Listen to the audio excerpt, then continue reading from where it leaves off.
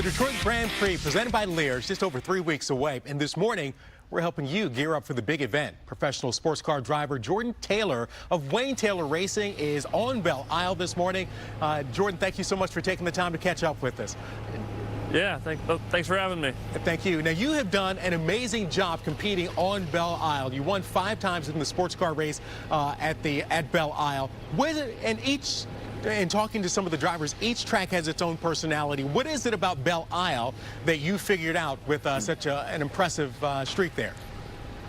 It's a unique event here at Belle Isle. I mean, it's a street course race for us, so you know it's very tight, very technical, and it's difficult to get the lap time out of the car without taking too much risk. But over the years, you know, the promoters have done a great job developing the track, making it a little bit safer, developing the surface. So on the island, it's a bit nicer, and you know we've had a great record with Wayne Taylor Racing, and our Cadillac last year, first time here, we won with it. So hopefully when we come back the first weekend in June, we can have some more success. Well, we certainly hope you do. Now, you mentioned Cadillac. There is a Cadillac behind you there on pit lane.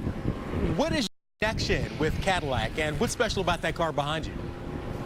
Yeah, well, we won the championship last year with Cadillac, and then they made this 2017 championship edition with the CTSV, so I get to drive it for a few months. It's an awesome car, and especially to drive it here at Belle Isle. It's always good to come back here, and you know we'll be back for June 1st, 2nd, and 3rd with Comerica Bank sponsoring Free Pre-Day again, and you know they already have the sales up 17% from last year, so you can go to DetroitGP.com for that, and tickets are starting at $40. Let me ask you this. I mean, you're Jordan Taylor. You race for Wayne Taylor Racing. You have been racing with your brother, but now your brother is actually on a different team. He's going to be competing with Team Penske.